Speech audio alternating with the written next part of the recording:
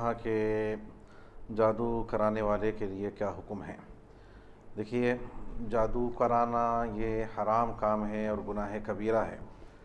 और जादू को हक़ समझना, जादू कराने को हलाल समझना ये कुफ्र है कि आदमी इसकी वजह से काफिर हो जाता।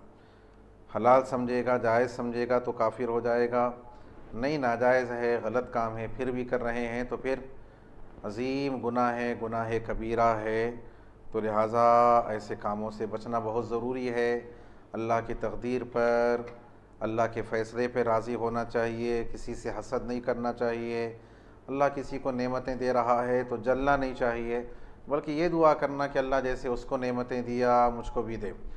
अगर कोई सामने वाला आपको तकलीफ़ पहुंचा रहा है तो फिर अल्लाह की बारगाह में मसले को रुजू करना चाहिए, ना कि बदला लेने के लिए जादू का सहारा करा लिया जाए, किसी को गिराने के लिए, नुकसान पहुंचाने के लिए जादू कराया जाए, किसी के दुकान को नुकसान पहुंचाने के लिए, किसी के कारोबार को मुतासिर करने के लिए, क्योंकि ये बहुत बड़ा गुनाह है।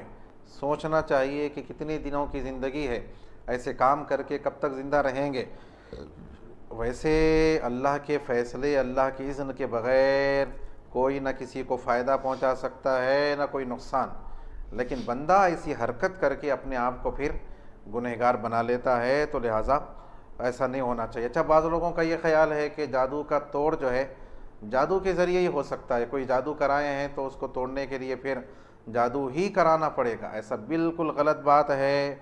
अहादीस शरीफा में मौजूद है, हुज़ूर अकरम सल्लल्लाहु अलैहि वसल्लम की सीरत पाक में नमूना मौजूद है कि कैसे जादू कराने की कोशिश की गई और सूरह फलक और सूरह नास को अल्लाह तबारक व तआला ने नाजिल किया है।